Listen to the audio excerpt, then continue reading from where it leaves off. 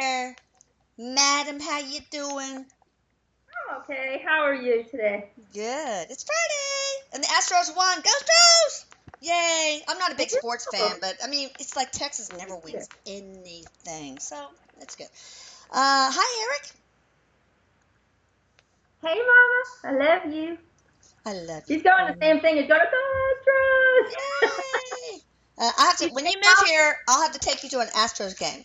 But anywho, I I thought. did. I Oh, did that's go. right. I remember. They can be I pretty did. boring. It was my very first baseball game, I think. Oh no, wait, I did go to one in Denver, but it was the first time that I was actually this close and I could actually see the guy. Awesome. You weren't in the So nosebleed it was a lot of section. fun.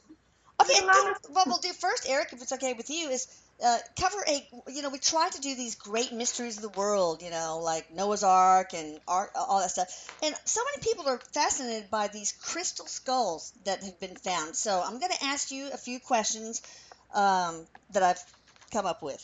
First of all, when were they made? I mean, there's some people who say some were made like are hoaxes from the modern times, but when were the real crystal skulls made? They say, or whoever they is, they must be very smart because they say a lot of stuff. The pre-Columbian Mesoamerican period. The type of crystal was determined by examining the chlorite inclusions that's only found in Madagascar and Brazil, therefore unknown and unobtainable apparently in the pre-Columbian Mesoamerican era. So what? What gives? Because first of all, I want to make something very clear. I want people to understand that the skulls that are on display, the skulls that are being shown in museums, those are not the real deal. Oh, Okay, they are real. They have been created by a person, but they are not the skulls that everybody's talking about. So just so people know, those skulls have been, uh, let's just say that they are stored away by, let's again, that high society kind of group because they right. know the power of it, and so they are being hidden away from the public. Just You so mean everyone knows, let's wait, you get mean, that are you clear. talking about the global elite, the New World Order? Yes, so the real skulls, although not all of them have been found, but some of the skulls that have been subjected to the testing and have been very clearly considered very influential and dangerous in specific hands, they have been taken away and hidden. And so I just want to make that clear that when you go to a museum, those are not the skulls that we're talking about right now. Rip off. Okay, Okay, so so sorry about that. when were they So made and how? well, they're pretty old. The skulls that everybody's talking about that have very high powers, they really were created about 25,000 years ago. And Wow. so they're very present in the culture of Atlantis, but some of them really were created at the early beginnings of Atlantis. So before there was really a real civilization, a real society established. So it was really at the beginning steps of the resurrection or the creation of a society of Atlantis. Where were they found? Were they found They underwater, where Atlantis is supposedly, or where? No, Mom. He says they are being found all over the world. They're in Okay. different locations. Let me try and explain that real quick. When Atlantis started to crumble, some of them were transported to different Oh, locations, okay. together with other objects, to keep them safe, and to continue to help society, because that's really what they're created for, and we'll go into that. I'm pretty sure that's going to be one of your questions, he says. But really, yeah, most of them ended up in the North Central and South America. Why? Because uh, those areas were the closest to the western part of Atlantis, so it was the closest for people to migrate to. Well, were So they they have been taken all over the world. So okay? they're not in one location. How many are there? There are 13 in total. Lucky number. Well, do you think they were inspired by or even made by aliens? They were not. Oh, They were not, interesting. and that is the biggest misunderstanding I think that we have as of now. A lot of people consider something that it has great power, something that us right now cannot seem to comprehend or understand. It's got to be alien. We don't have that thinking, we don't have that technology. But what people don't understand is that the very early humans, the very early beginning of civilization, was a lot more closer to source, was a lot more intelligent in ways of manipulating energy, and so in some way or form, a lot more advanced than what we are now. So we kind of went backwards instead of forward. Well, are you talking about before cavemen or after cavemen? I'm talking about before cavemen. Wow. So how long ago are we talking about this situation? You said 25,000 years ago, but it's got to be more than that if it's before cavemen that we're talking about. Well, when it's let's just say that our time frame or our vision of time is not correct. Okay. Oh, Earth is okay. not as old as they Earth is not as old as they claim it to be. Oh, interesting. We'll Okay. have to talk about that in another subject, he says. Yeah. I think I'll write that down. Okay, so tell me about the mystical powers. I mean, some say you can use it to will someone to die, to see visions. I don't know, maybe they have healing powers. Tell me what the powers of these crystal skulls are. Maybe they're different for each skull. I don't know. Well, let's just say that all the skulls, if you look at the basic of them, they're pretty similar. However, each skull was designed by an individual, and so each skull has kind of like their own individual signature to it. Okay. Uh, okay, so what do they do? What's their power? He says. He says, okay, well, if you look at them separately, if they're not united together, Oh, then what they do is they actually raise the vibrations of whoever knows how to wield its power, because you do have to know how to use it. And so basically, the person who is capable of applying the correct the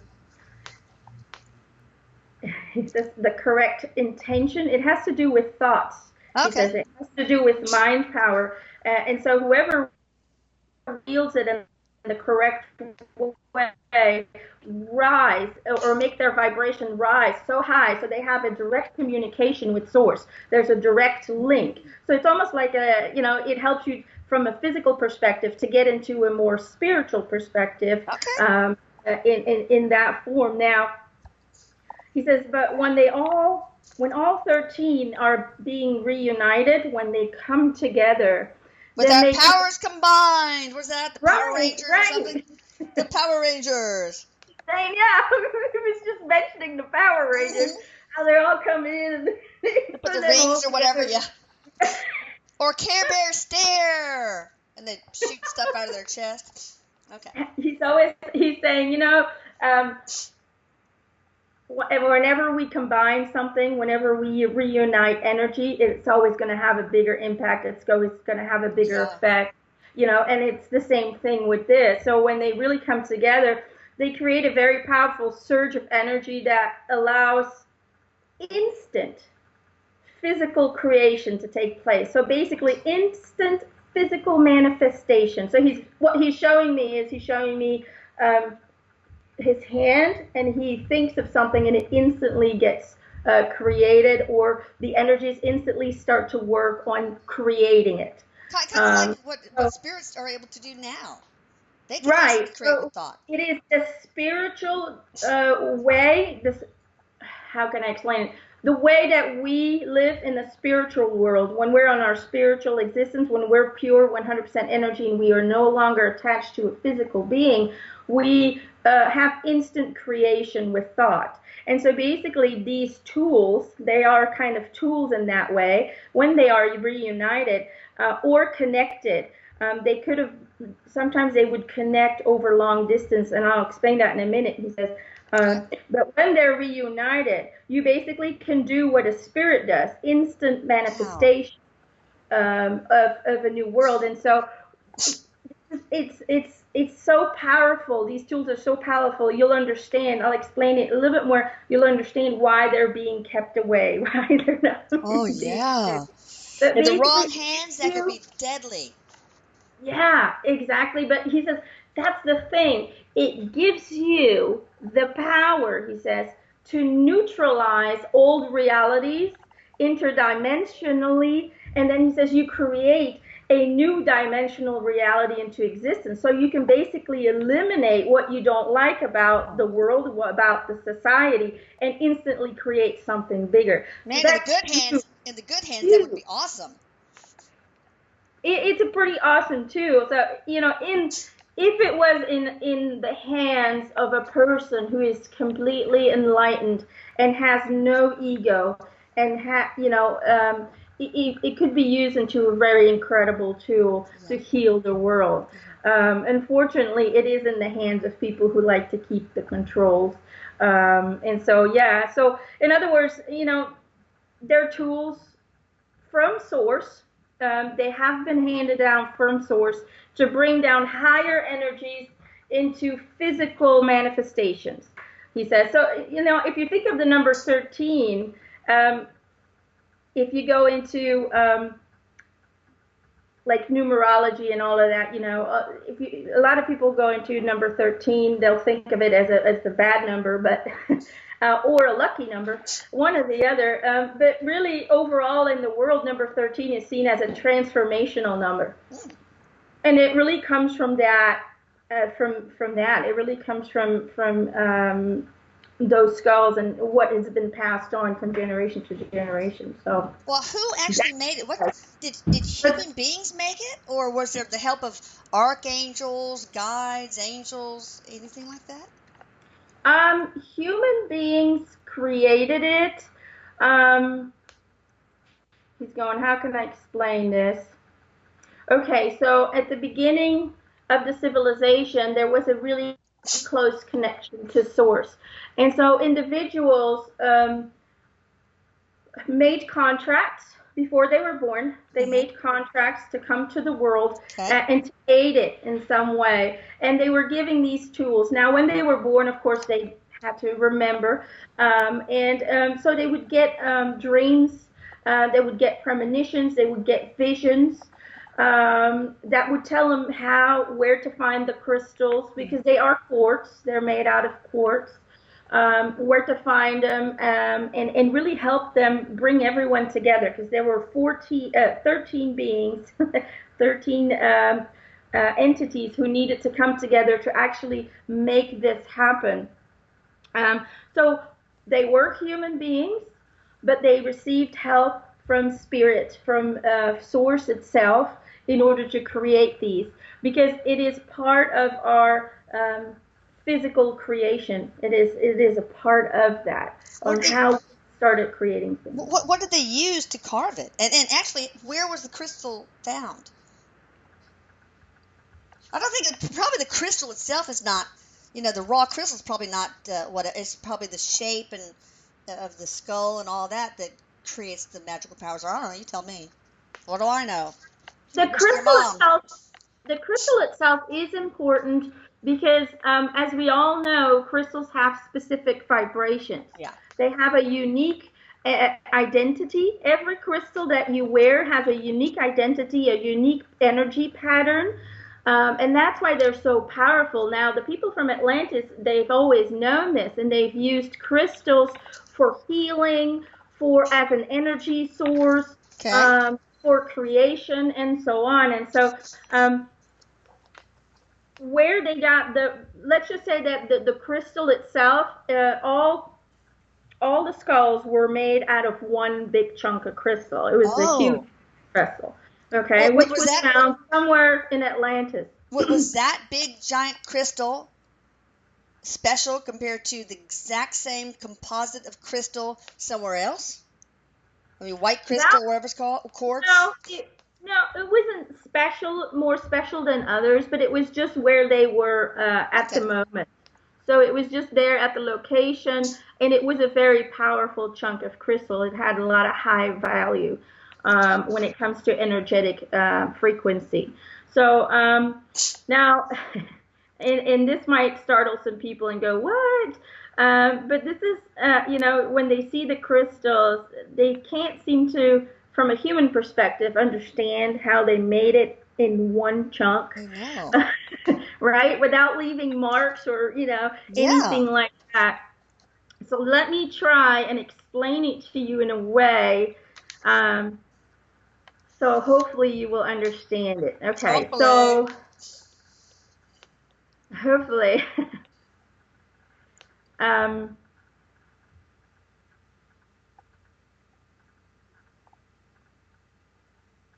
he's saying, okay, so this civilization really had the ability to create and to carve items by using crystals, right? Oh, So, okay. like I said, they used crystals for everything, for tools, for healing, for everything. And so, what they did was they actually used sound therapy. Oh. So, vibrational energy. Sound waves have a frequency of vibration. And so, in a way, you can kind of call it sonic vibrational energy. So, let me try and give you a visual that might help. We all know that everything that is, including the objects that seem very solid, they are all always vibrating. They're Oh always yeah. vibrating at Even their my own. even my Yeah, pen, our everything. Your bodies. body, your table, your chair, it seems solid to us, but when you look close at it, it's vibrating and it's never standing still. That's right. Okay? So that means that everything in our physical existence has a vibrational pattern and is always moving. Okay. And so they had the ability with their mind and also tools that they had to change the vibrational quality of matter. Wow. And so what they would do, so they would change the vibration, which means that the object would start becoming in some way or form looser instead of, Oh. it would become less solid, Okay. okay, by changing the frequency of the item. And then very delicately, they would be manipulating the molecular structure of the item by using other crystals. And so that way they could create shapes and forms. So it's almost like they would let an item vibrate at a high level, and they would manipulate molecules, move Oh yeah. them sideways, Okay. move them out of by using other crystals over them. And they Wow. used that in combination with their mind power. That's how they created it. I know it sounds really weird and it's almost unthinkable for us. No, not to me. That is really how they do it. It's almost like, you put in the physics test, you put something on a vibrating Yeah. and you can see that it's starting to disappear. You can't see it anymore. It becomes invisible. Well, It's the same thing. Jamie taught us one time how to bend spoons, Oh and wow. and you just have to imagine that in matter, 90% of it is just empty space. It's empty And so space. if you can Yes. imagine just pushing the molecules away from you sort of feel for where it's warmest, usually kind of at the neck of the spoon, and then you just put your intention and on moving the molecules away, and it bends. I've tried it; it really works. Came home and I Yeah. can't do it Well, now, but then it's very similar. my daughter and I came home with a whole bunch of spoons that we took. Well, she packed them in her suitcase, and TSA opens it. What are all these bent spoons, man? They didn't understand, but anyway. Well, So yes, exactly. Same principle, Mom. He says yeah. same. So why a skull? Um, it has. It doesn't really, the shape of it isn't really that important. However, in their civilization, a skull was considered a link between the afterlife and the physical life. It's just like if you look at the Incas or you look at all civilizations, skulls are really important. Even if you look at, he says, the pyramids, you always see skulls because Oh. it's almost like there's a link between the physical and the non-physical. So, Oh. does it have a specific meaning? No, it was more of, for them, a reflection of connecting both worlds together into a human form. Was it modeled after a female, a male, or both? And what race, etc. It was modeled after a female. Yay! We're all that. Okay. Female energy was very big and very appreciated in those days. It was the females who had most of the decision making, let's just say it that way. They had the most influence on the society. And the race were the Atlanteans, I take it. There's a bottom Yes. to the Atlanteans. Yes. All right, now, real quickly,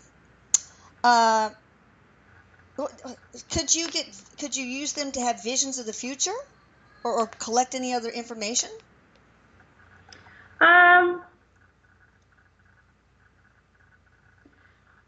They were used, he says, he's showing me how they're all in a different place and they could communicate with one another. So it's almost like it was not just for them to help their people in smaller amounts individually, because they had less power when they were individually. But it feels to me like he's showing me how they would go into a meditative state all at the same time, with all of these 13 beings who were kind of spread out over the world after Atlantis really crumbled in.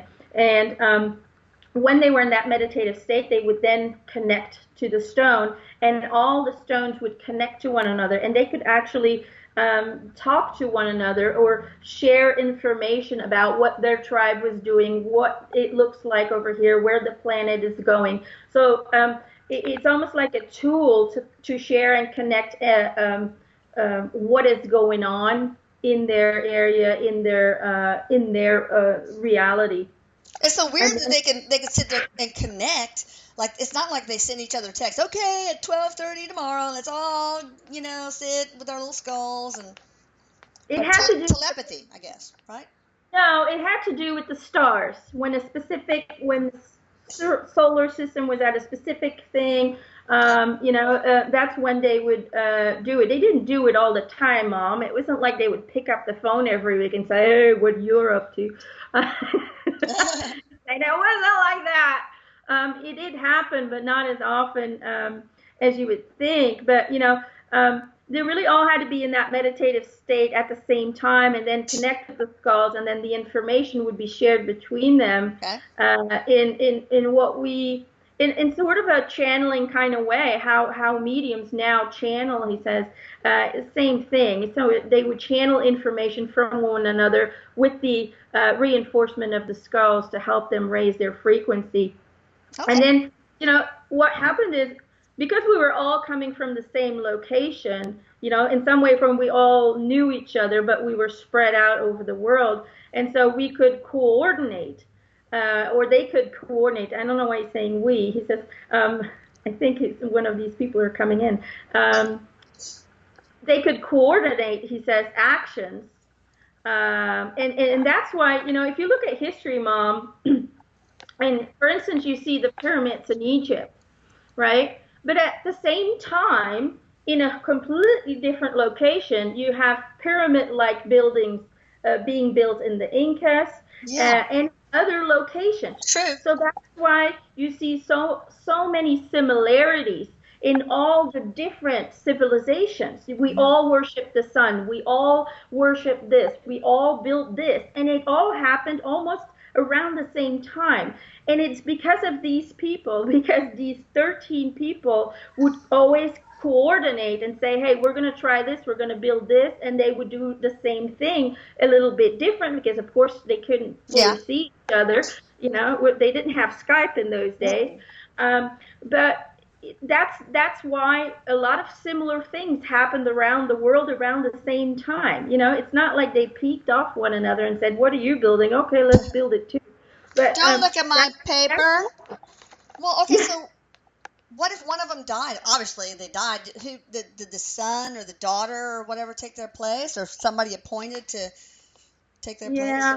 He's saying it was passed on from generation to generation, but the problem is that over time, um, as you can see now as well, Yeah. things happened physically, spiritually, mentally. Society would change, people would change, but also their environment would change. Certain civilizations were completely destroyed Yeah. due to volcano eruptions, floods, storms, or even, massacred Yeah.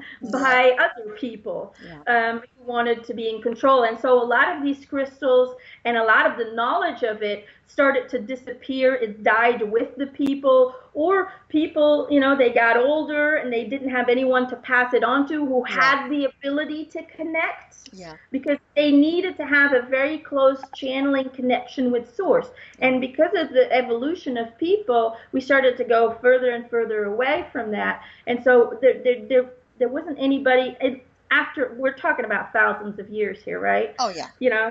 Eventually it just kind of died out. Just like if you think about it in our society, just like, it was a trade. It was a trade that needed to be passed on to people that you knew were good at it. Just like right now, glass blowers, stained window makers, anything like that.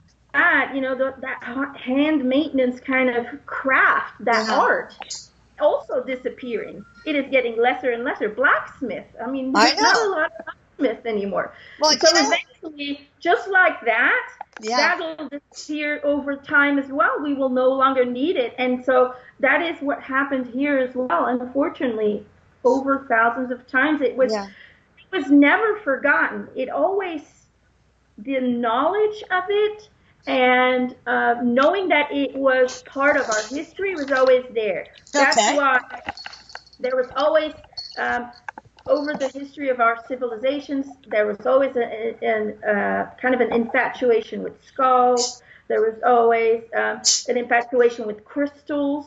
So a lot of the information kind of stayed, but it changed and it broke off in pieces and it got separated. The thing is, people are now starting to shift. Everything is shifting. The energy is shifting, and we're reawakening. We're starting to remember things again. And so more and more people now are starting to get drawn to these skulls and to the mystery behind them. And that's because we know that there is power there. We know that that is a force that can help us to heal the world. We know it in our core. We just don't understand it right now. And so that's why you see such a heightened and attention span, attention to these skulls right now. Well, real quick, you don't have to answer this. I'm just going to make a comment that I'm sort of glad that they're not in the hands of people who will make all the bad stuff in our world go away, because that just sort of destroys the polarity we need to experience the human experience. Now, just yes or no, can these skulls help you see into the future? Yes and no. It connects you to source, which means it connects you to all that is. Oh, okay. Can it be used for healing? Yes. All right. Did Mother Earth or something, angel, whatever, create this particular giant piece of quartz for this purpose, or was it just a big piece of quartz and they made the skulls out of them? I mean, was that giant chunk? He's saying nothing is made out of accident. Everything is made with a purpose.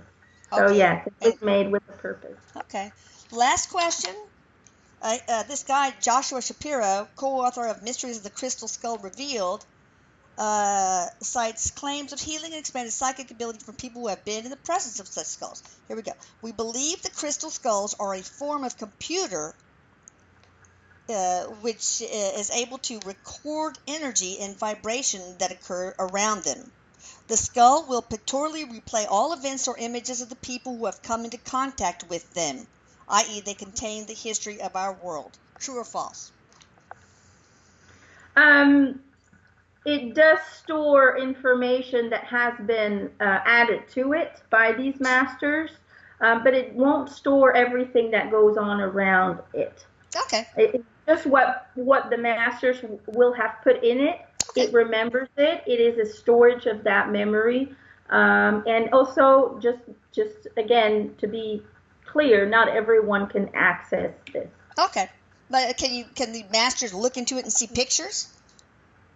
No, it will be in the mind. Oh, so, okay. All right, that was awesome. Anything else you want to add, Eric? Because I want some time to interview Howard Hughes. We'll probably have to do it in 2 parts, though, which is fine. No, I don't have anything extra to say on this. I just want people to know that these are very important tools for the creation and manifestation of a better world. However, humankind is not ready for it yet. But when will they be ready? When will we be able to get these skulls together for a big party? Well, that's really up to us. But right now, as the energy is changing, it's still going to take several thousands of years before we get there. Oh, okay. Well, you guys check out Emma McIntosh at EmmanuelMcIntosh.com. She's got lots of stuff going on. She's look her up at Learn It Live. She's got lots of classes there in mediumship and all sorts of things. So check her out. Also, check out Eric's book, My Life After Death, if you want to erase all fears of death and know exactly what you're in store for, because we're all in store for it. And check out the blog, channelingericwithak.com. Bye. Love you, Emma. Love you, Eric. Love you, Mama. Bye.